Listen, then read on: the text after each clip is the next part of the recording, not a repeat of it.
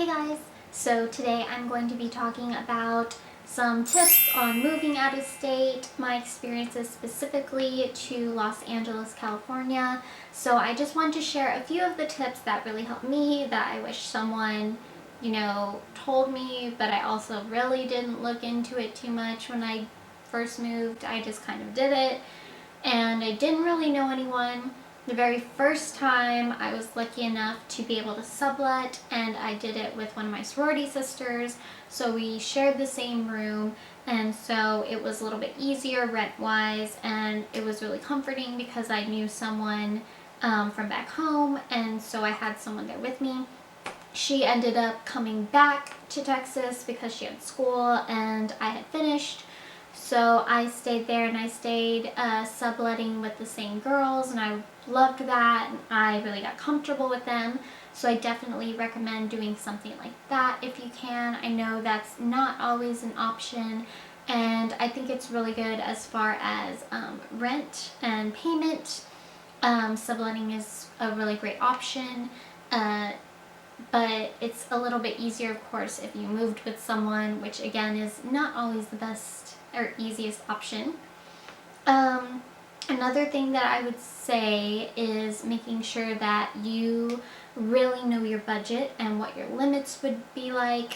You really need to enter in that extra room for buffering, whether it's, hey, I have a flat tire, like unexpected expenses and stuff like that. Those really play into what you can do every month, and as far as rent as well. So I have a few more tips. I have to check my phone.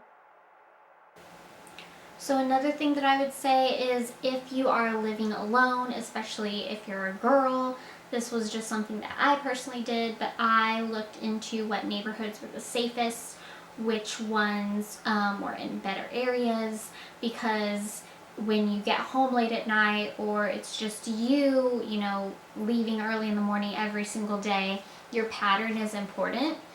And so what I did was I paid extra because I was in a better area, which I would gladly do again and I would definitely recommend. It's a little bit different if you have different needs and wants, and I totally understand that. And of course it's going to be cheaper somewhere that is in an area that has a little bit of a higher crime rate, but it really is just for you and your comfort. Every situation is dependent on that. I would also say definitely look at apps, look online, look at like Zillow, or look at, the apartments.com, places like that, and really try to get a good gauge of where the places are, get a good gauge of the area. If you've never been, I definitely recommend going before. And another tip is, once you find a list of places that you really like, be sure to check them in person. So it will probably look a little different in person. It'll look smaller or bigger or whatever. And you want to see the exact unit that you will be renting out, and you want to look it up and down, dissect it, make sure that you are comfortable. Don't just go in there and like, okay, I have to do this, I'm going to do this. Like, you really have to, even if you bring like a parent or someone that is really supportive and knows what they're doing, definitely go with some good eyes and mark off all your pros and cons of the apartments. I would also say when you're looking for apartments, definitely look not just at the apartment, but enter in the address into Google or Google Maps, and then look at Street View.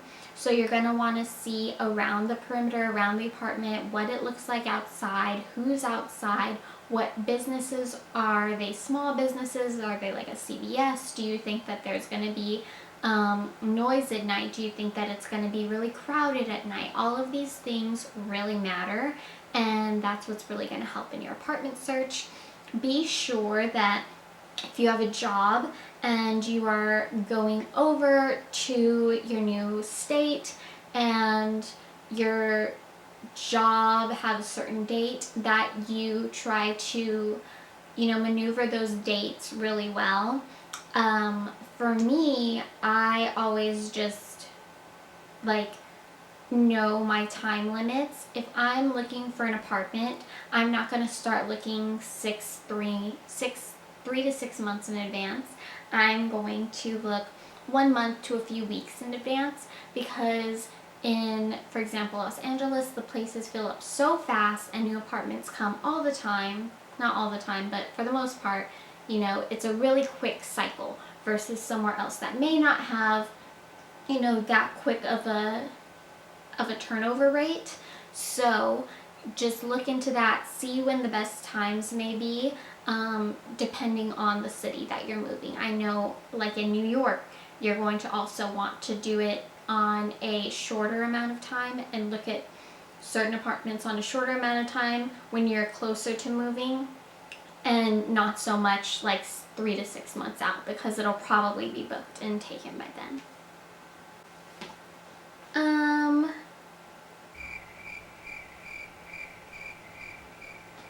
Another thing that I would definitely say to do is to have some contacts in the area, even if it's someone that, a friend of a friend or a family member of a family member.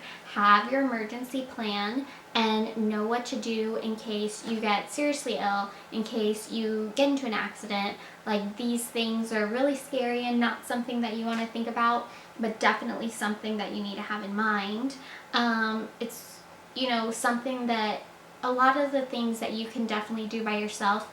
I also would say always have money for a plane ticket home, whether that be for you to go home on emergency situations or for a family member to quickly come up. So this has actually happened to me personally, and I had to have a parent fly up that day, and just know, like,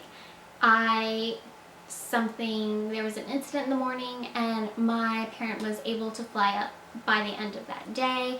And just having, again, that buffer of security, especially a monetary security, it's super important. Make sure you have reliable transportation. Make sure you know your area. Make sure you know your emergency contact in the area. And, really befriend your neighbors and make sure that they know, not that you're alone, but make sure that they know that you are new and you're wanting to, make new contacts and connections, and that's really important. I would also say to use your hobbies to your advantage. So whether that be crafting and joining like a crafting circle, or doing weekly yoga and going every single week at the same time, meeting the same people that go at that time, and maybe just asking them, hey, I'm new to the area, I wanted to see if you want to go get brunch down the street. I'm just, trying to connect and make new friends here. Just really being genuine and authentic, and use your hobbies. You want to not sit in your room as much as possible. You want to talk to people. You want to interact.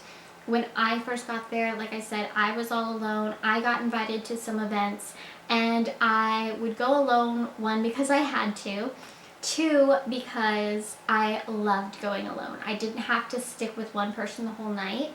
I would talk to as many people as I could, and that really is what made the difference with my connections. And that, community that you build, it's going to make it feel like home. And you will be homesick. If you are like me, you will cry every time your parent leaves from visiting, and you will sob like a baby. You will miss home like crazy. But all in all, if it's worth it, it's going to be worth it. There will be ups and downs and highs and lows, and like I said, just build that community. Make sure that you're always in a safe space. Learn your roads, learn your streets, learn where to go if your phone breaks and it's 12 at night. Is there somewhere that you can go? If you need to wait till the morning, where is that place that you can go without having to map it somewhere? Learn how to get to your emergency contact and how to get back. Learn exactly where your closest med clinic is, and learn, if you're like me, where the closest church is. And set your schedule so that you are meeting those same people and connecting with those same people, but you also don't want to be too predictable just for safety reasons.